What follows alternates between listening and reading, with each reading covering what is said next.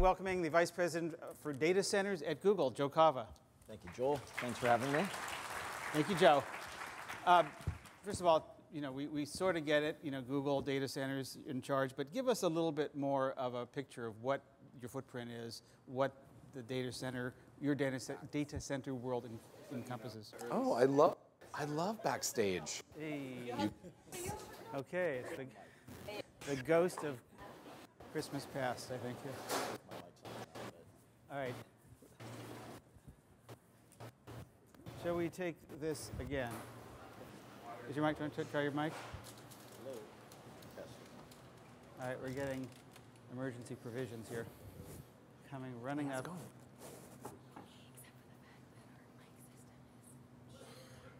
If we were too perfect, you'd hate that. Oh, there's no mics. Is this better? Yes, okay, great. So, our global footprint. because, we do archive this for the world. That'll even a bigger audience than here will see this over the years. So, Joe, let's start by talking about what is your data center footprint? Okay. So Google operates its own data centers, and we have some leased facilities. Our own data centers are comprised of 6 in the United States, 3 in Europe. We are currently opening 2 in Asia, and we're going to be opening at the beginning of next year a data center in South America.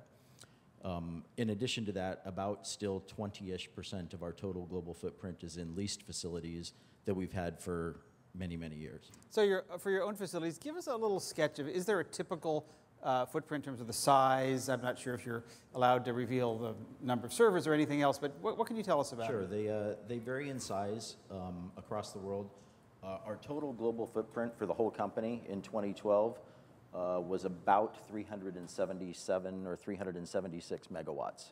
Of that, data centers, as you might imagine, make up the greatest majority. About 80% of our total global footprint is due to data centers. And like I said, they vary in size in not only location, but across the country. At a certain inflection point, when our user base has grown to a substantial enough size, it makes sense not only to have our presence in the country, but it makes sense to operate our own data center. From an efficiency standpoint, our data centers are hyper efficient. They're far more efficient than leased facilities we can find anywhere, and they're far more efficient than most private enterprise data centers as well. So let's look forward a little bit, because I think that there's a gating issue, a barrier, a constraint that you're going to be facing. Where you set up data centers, you are probably certainly in the top 10 of water users and probably electricity users, maybe even in the topper part of that top 10. That's going to be a big challenge, I assume. Not simply, can you find the energy and water you need, but will you have the right to operate in those communities where you've got farmers and people who want to do things like, shower, competing for those resources? It's a really, really important question. And it's something that we have for many, many years taken a holistic approach to. So our viewpoint is really about not just building and operating data centers, but how we can do it in a sustainable way. Let me talk about a few specifics. With respect to water, we do use water, what we call water-side economization, water cooling in many of our data centers. We have 100% outside air-cooled data centers also, but that's in the geographies that really allow and accommodate for that Columbia River Gorge, Pacific Northwest. Yeah, or Ireland, for instance, right. Beautiful climate for 100% outside air cooling.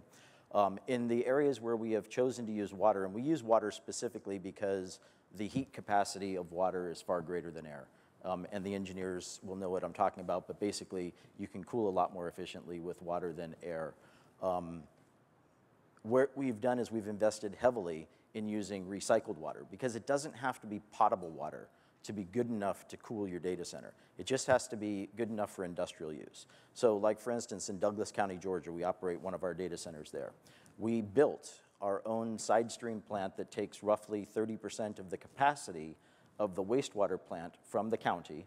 We treat it ourselves, and we pipe that about 5 miles through a very large pipe to our data center, where it is used in the cooling towers to make up water for the cooling towers.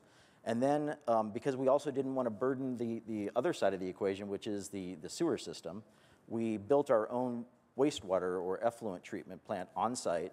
So we treat the water again, and it comes out clean enough that it's not potable, but it's far cleaner than what comes out of the county, and it's also certified clean enough to release directly to the Chattahoochee River, which we've outfall directly from our property to the Chattahoochee River. Can't you recycle it? Why do you have to release it? That's the next step, and we are looking at that, but it will probably require another water treatment to do that, to make it good enough to go into the cooling towers again.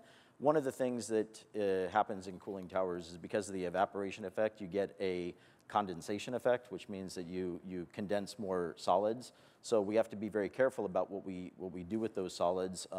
In our effluent treatment plant, we actually press out all the water, make those solids into kind of a clayish material, and then that is now, we've done all the analysis with one of the local universities, and that is now being put into the makeup component for cement manufacturing. One of the companies are taking our effluent, our solid waste, and using it as a component for concrete cement manufacturing. Yeah. So we try and really be very holistic in the approach and try and not be a strain on the local resources. On the power side, we've been really heavily investing in power. So far, we've committed over $1 billion to renewable energy projects, and we have contracted hard, firm, multi-year contracts for 570 megawatts of wind power. We think that wind power is one of the most desirable forms of renewable energy to push to the grid. And it's also, if you think about the embedded water content in power creation and power production, it's also the lowest embedded water content in the creation of that energy. So we like it for two reasons. Of those steam generating, yeah. Whether it's steam or, if it's a coal-fired plant, a natural gas plant, nuclear uses a lot of once-through cooling. So there's, when you talk about water, you have to think about this from a whole life cycle. You have water extraction and water consumption. Extraction is maybe you're taking water from a river and you're running it through your power plant to cool the power plant, returning it back to the river or the water body. We do that actually in Finland. We're right on the Gulf of Finland. Our data center is 100% seawater cooled in Finland. Well, you have to look at it at the life cycle, yes, but you also have to look at it at the ecosystem view. I'm maybe catching you off guard because we didn't talk about this, but I'd really be curious. Dow is doing some interesting work, and I think in Texas, where they had an opportunity. Do we build a Stalin-esque wastewater treatment plant, concrete in the ground, or do we go upstream and address the riparian?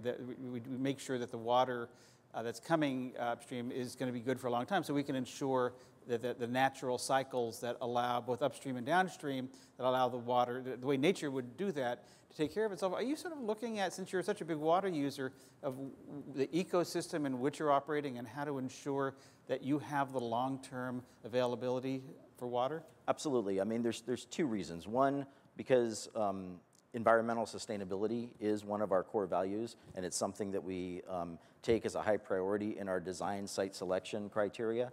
And two, frankly, it's just good business sense because it is about business continuity as well. And as these resources become more constrained, it can put a pressure on the business. So we absolutely look at all of the whole water cycle. But we also look at, from the power side, when we decide to build in a certain location, we analyze the makeup of the energy content on the grid.